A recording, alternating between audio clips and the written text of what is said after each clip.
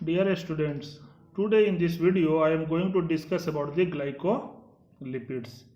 Actually जो glycolipids मैंने last video में आपको ग्लाइकोप्रोटीन्स के बारे में ऑलरेडी डिस्कस कर चुका हूँ. सो आज मैं जो आपको बताने जा रहा हूँ वो उसी से related topic that is glycolipids. जैसा कि मैंने आपको लास्ट वीडियो में बताया था और क्लास में कि ग्लाइकोप्रोटीन में क्या है कि वहाँ पे ग्लाइको प्लस प्रोटीन होते हैं, means sugar plus protein, glyco और protein. Similarly glycolipid is glyco plus lipid. Okay, means moiety of the monosaccharides with the lipids. So अगर हम लोग देखें जो स्ट्रक्चर्स में, जैसा मैंने आपको दिखा रहा हूँ कि यहाँ पे जो है सो प्लाज्मा मेम्ब्रेन का स्ट्रक्चर्स दिया गया है. इसमें आप देख रहे हो कि ग्लोबुलर प्रोटीन होते हैं, ग्लाइको प्रोटीन होते हैं, ठीक है, एंड ग्लाइकोलिपिड्स होते हैं, ठीक है. तो इसमें जो आप देख रहे हो कॉमन चीज़ कि ये जो ग्लाइको है, मीन्स जो मोनोसैकेराइड्स जो भी होंगे, carbohydrate, sugar moiety attach to the lipids. Okay, so जो ये शुगर का मोइटी है ना वो ऑलवेज आउटसाइड होता है एक्स्ट्रा सेलुलर मेम्ब्रेन के बाहर वाले पोजीशन पे, ठीक है. तो उसी को हम लोग ग्लाइकोलिपिड्स में. सो इस वीडियो में जो मैं आपको आज बताऊंगा वो कि ग्लाइकोलिपिड्स क्या होते हैं, इनका क्लासिफिकेशंस क्या है, ठीक है, और ये किस तरीके से इनके स्ट्रक्चर्स क्या हैं और इसके फंक्शंस क्या हैं, क्यों इंपॉर्टेंट है ग्लाइकोलिपिड्स. सो बहुत ही इंपॉर्टेंट टॉपिक है and I am going to touch each and everything one by one, so I think it will be very useful for you. So when we say glycolipids, actually glycolipids is a derivatives, okay, of ceramides and sphingosine with carbohydrate directly attached to the ceramides.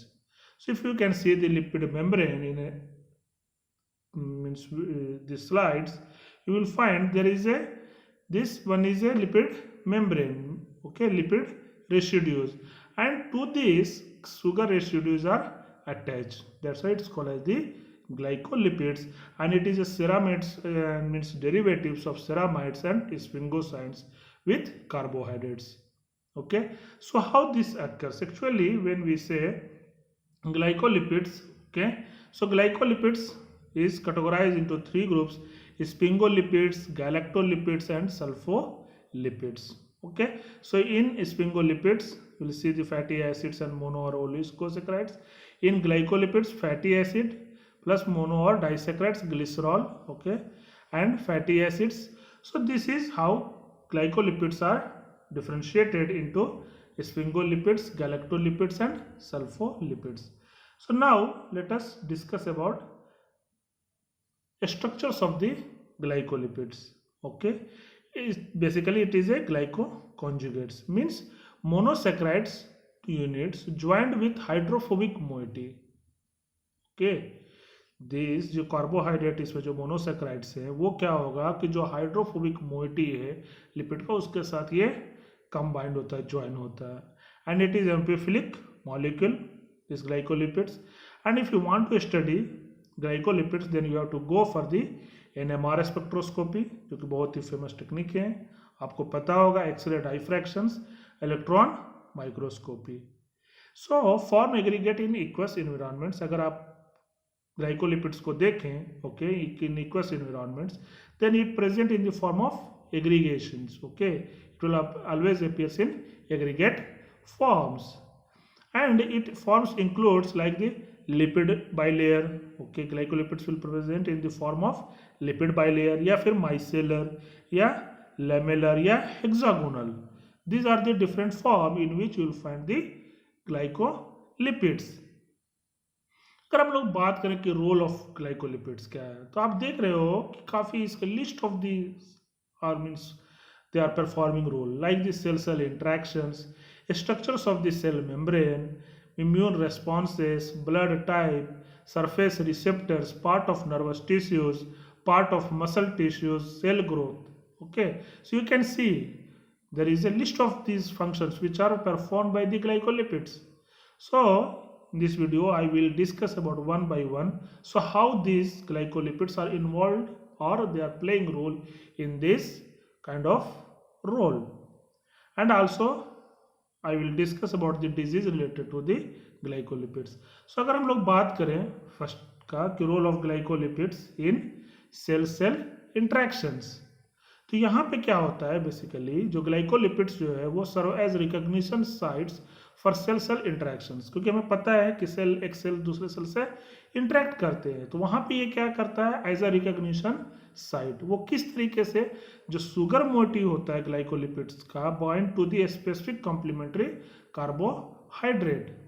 ठीक है, मतलब कि एक cell का जो glycolipids होंगे, suppose उसका जो शुगर मोइटी है वो इंटरेक्ट करेगा दूसरे सेल कार्बोहाइड्रेट ऑफ दूसरे सेल्स के। ठीक है, that's why we are saying कि it's acts as a recognition sites for the cell cell interactions. इसीलिए ग्लाइकोलिपिड्स को जो है एज ए सेल मार्कर भी यूज किया जाता है। ठीक है, कि मीन्स एक पर्टिकुलर ग्लाइकोलिपिड्स एक सेल पे होगा सपोज, ठीक है, तो उसका जैसे ही कॉम्प्लीमेंट्री होगा, ठीक है, तो दूसरा सेल उसके साथ इंटरेक्ट कर सकता है। तो अगर आप एज ए मार्कर इसको यूज करते हो तो उससे आप पता कर सकते हो कि कौन सा सेल जो है इसके साथ इंटरेक्शंस कर रहा है। That's why it's also work as a और used as a cell marker. Next अगर हम लोग बात करें कि ग्लाइकोलिपिड्स का रोल इन सेल मेम्ब्रेन, तो ग्लाइकोलिपिड्स क्या होता है कि in aqueous medium forms a bimolecular sheet instead of the micelles. जैसा मैंने आपको बताया था कि ग्लाइकोलिपिड जो है वो डिफरेंट फॉर्म्स में प्रेजेंट होता है, ठीक है, लैमिलर में, माइसेली में, हेक्सागोनल, लाइक दैट। तो जो ग्लाइकोलिपिड्स है जो एक्वस मीडियम जब होगा तो क्या होगा कि forms of bimolecular sheet, okay, instead of the micelles. So two fatty acids chain of the glycolipids are too bulky to fit into the interior of the माइसेली। क्यों? क्योंकि जो इसका फैटी एसिड चेन है ग्लाइकोलिपिड्स का वो काफी बल्की होते हैं, तो वो माइसेली के अंदर फिट नहीं हो पाते हैं। That's why they are present in the biomolecular sheet form, okay, and so it forms a bilayer similar to that of the phospholipids. चूंकि इसके जो बल्कि ग्लाइकोलिपिड्स के जो फैटी एसिड चेन है वो काफ़ी बल्की होते हैं, इसलिए माइसेली में फिट नहीं हो सकते हैं। दैट्स वाई फॉर्म है bilayer similar to that of the phospholipids, okay. इसकी वजह से क्या होता है कि resulting hydrophobic interaction significant biological consequences. तो इस तरीके से ये ग्लाइकोलिपिड्स का रोल है सेल मेम्ब्रेन में। अगर हम लोग इम्यून रेस्पॉन्स में बात करें, ठीक है, ग्लाइकोलिपिड्स का, तो ये क्या है कि immune responses are generated when the carbohydrates attach to the glycolipids bind to a specific site of the leukocytes and endothelial cell. कहने का मतलब ये है कि जब भी इम्यून रेस्पॉन्स जो कार्बोहाइड्रेट्स है अटैच टू द ग्लाइकोलिपिड्स, वो क्या करता है कि बाइंड कर जाता है specific site of leukocyte and endothelial cell. ठीक है, उसकी वजह से, बाइंडिंग की वजह से जो कार्बोहाइड्रेट मोइटी है ग्लाइकोलिपिड्स में, ठीक है, वो किससे अटैच करेगा, बाइंड कर जाएगा, जो भी ल्यूकोसाइट और एंडोथेलियल सेल है उसके साथ स्पेसिफिक साइट पे। ठीक है, तो उसकी वजह से क्या होता है कि it's generate immune responses. So sugar moiety has special complement binding site. तो इस तरीके से ग्लाइकोलिपिड्स जो है वो इम्यून रेस्पॉन्सेस में आल्सो प्ले इंपॉर्टेंट रोल। उसी तरीके से जो इंपॉर्टेंट फंक्शन है, ठीक है, ग्लाइकोलिपिड्स का जब भी हम बात करते हैं, are responsible for the different blood groups. जो ब्लड ग्रुप्स आप देख रहे हो वो this is because of also glycolipids. Actually glycolipids are membrane component compose of lipids that are covalently bonded to monosaccharides और पॉलीसैकेराइड्स। जैसा कि मैंने बताया आपको कि जो ग्लाइकोलिपिड्स का मतलब ये होता है कि ये क्या है, मेम्ब्रेन कंपोनेंट है जिसमें कि लिपिड्स जो है वो कोवलेंटली बाइंड होता है, चाहे तो मोनोसैकेराइड या पॉलीसैकेराइड्स हो। So one of the glycolipids found in human red blood cells is involve in ABO blood type antigens. इस तरीके से अगर हम देखेंगे तो हर एक ब्लड ग्रुप में, ठीक है, एक एक तरीके का ही ग्लाइकोलिपिड्स प्रेजेंट होंगे। तो इससे इजी है बताना कि कौन सा ग्लाइकोलिपिड्स किस ब्लड ग्रुप में होगा, मीन्स पर्टिकुलर ब्लड ग्रुप में वही पर्टिकुलर ग्लाइकोलिपिड्स प्रेजेंट होगा। That's why we are saying कि glycolipids are responsible for different blood groups. So let us see कि किस तरीके से, अगर हम यहाँ पे देखें ब्लड टाइप ओ, ठीक है, तो उसमें अगर आप देख पा रहे हो तो वहाँ पे क्या है कि इसके अंदर, ठीक है, जो ग्लाइकोलिपिड्स है जैसे कि गैलेक्टोज है, फ्यूकोज है, एन एसिटाइल ग्लूकोसामिन है, एंड ग्लूकोज है और लिपिड है। ठीक है, तो कार्बोहाइड्रेट्स देख रहे हो आप कौन कौन से हैं, मीन्स फ्यूकोज है, गैलेक्टोज है, एन एसिटाइल ग्लूकोसामिन है एंड ग्लूकोज है।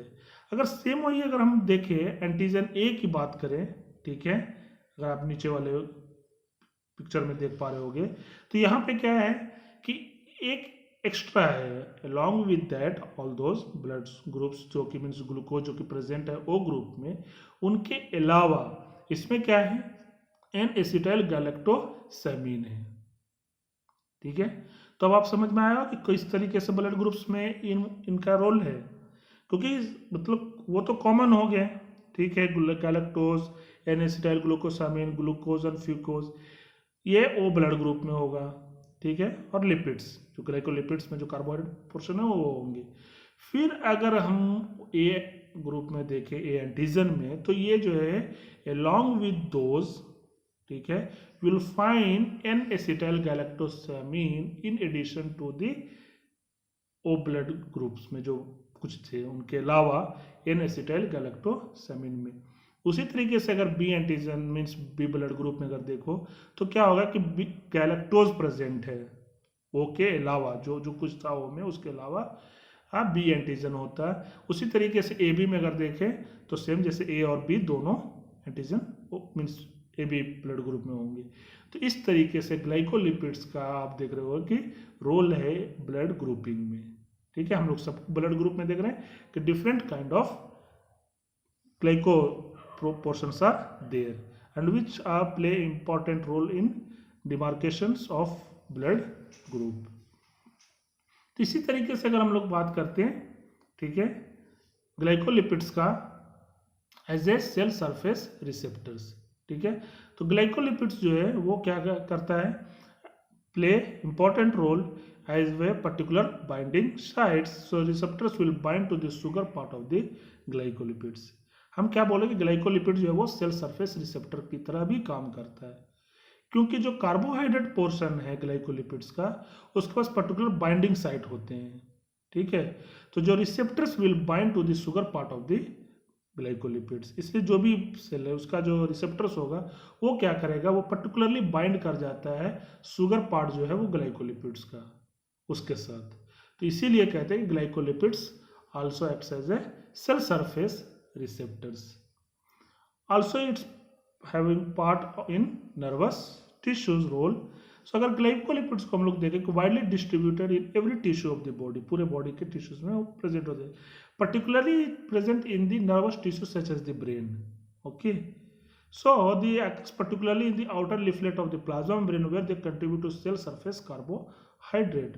और ये जो है जो ब्रेन में प्रेजेंट है नर्वस टिश्यूज में, वहाँ पे पर्टिकुलरली जो आउटर लिफलेट होता है प्लाज्मा मेम्ब्रेन का, शुरू में ही मैंने बताया था कि वहाँ पे ही ये प्रेजेंट होता है और ये प्ले रोल करता है सेल सरफेस कार्बोहाइड्रेट्स में, जैसे कि gangliosides present in the nervous tissue in high concentration associated with the calcium sites. So this is the glycolipids which present in the nervous tissues।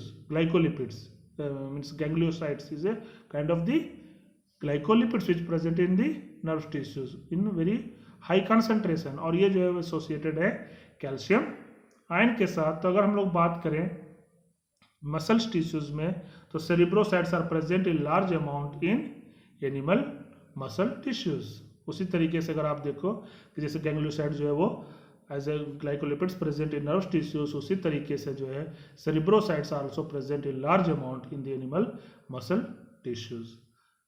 Okay, अगर हम लोग cell growth की बात करें तो glycosphingolipids have been associated with growth factor receptors. उसी तरीके से जो ग्लाइकोस्फिंगोलिपिड्स है उसका क्या है कि वो प्ले करता है role during the growth factor receptors. So ये कैसे करता है, interact with the growth factors जो भी है उसके रिसेप्टर्स उनके साथ ये इंटरेक्ट करता है। तो इस तरीके से हमने देख रहे हैं कि काफ़ी कुछ इसका ग्लाइकोलिपिड्स का रोल है इन बायोलॉजिकल सिस्टम में। अगर हम लोग डिजीज की बात करें, ठीक है, is related to the glycolipids. So certain disease are cause due to the abnormal quantity of glycolipids in animal tissue specially in the central nervous systems. और बेसिकली जो है वो डिजीज इसका जो ग्लाइकोलिपिड्स का है वो क्यों होता है, because occurs in the central nervous system, क्योंकि क्या होता है कि abnormal quantities of glycolipids means they start accumulating. Okay, मतलब इनका एक्यूमुलेशन होना शुरू हो जाता है, इस वजह से जो है वो different kind of the disease, certain diseases are occurs because of the glycolipids.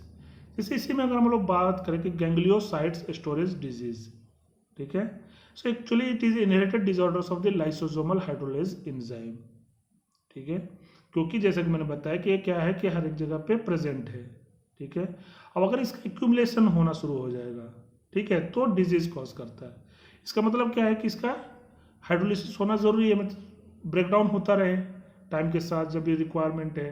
तो अगर ये इस काइंड ऑफ दी बहुत सारे एंजाइम है जो कि रिस्पॉन्सिबल होते हैं, जैसे कि लाइसोसोमल हाइड्रोलेज एंजाइम है, ठीक है, इसके जो डिसऑर्डर्स होने की वजह से क्या होता है कि एक्यूमुलेशन स्टार्ट हो जाता है गैंग्लियोसाइट्स एंड ग्लाइकोलिपिड सबस्ट्रेट का। So accumulation with lysosomes of the neurons and glia throughout the nervous systems. इसलिए क्या होता है कि ये गैंग्लियोसाइट्स और ग्लाइकोलिपिड जो है वो they started getting accumulation in the neurons through out the nervous systems, ठीक है। क्यों? क्योंकि ये जो है वो लाइसोसोमल हाइड्रोलेज एंजाइम काम नहीं करता है। उसी तरीके की डिजीज है ल्यूकोडिस्ट्रॉफी। ये कॉज होता है because of the deficiency of enzyme called B galactocerebrosidase. इसकी वजह से क्या होता है कि result in accumulation of the galactocerebrosides within the nervous system. क्योंकि ये डिफिशियंसी होती है इस एंजाइम की, तो क्या होता है कि गैलेक्टोसेरिब्रोसाइट्स का ब्रेकडाउन नहीं हो पाता, इस वजह से एक्यूमुलेशन शुरू हो जाता है गैलेक्टोसेरिब्रोसाइट्स का in the nervous systems and they cause the disease called leukodystrophy। इस तरीके से मैं आपने देखा कि कितना इंपॉर्टेंट रोल है ग्लाइकोलिपिड्स का, ठीक है। जैसे कि मैंने बताया आपको कि ग्लाइकोलिपिड्स जो है वो काफ़ी इंपॉर्टेंट है जब हम लोग बात करते हैं मीन्स मेटाबॉलिज्म में, ठीक है। तो इस तरीके से मैंने आपको बताया कि ग्लाइकोलिपिड्स क्या होते हैं, ग्लाइकोलिपिड्स का स्ट्रक्चर्स क्या है, ग्लाइकोलिपिड्स प्रेजेंट कहाँ पे होते हैं और इनका डिफरेंट रोल क्या है। सो आई थिंक मुझे जहाँ तक लगता है कि आपको काफ़ी कुछ समझ में आएगा इस वीडियो को अगर आप सुने पूरे अच्छे से from beginning to the last. So by this I would like to say thank you so much for watching my videos.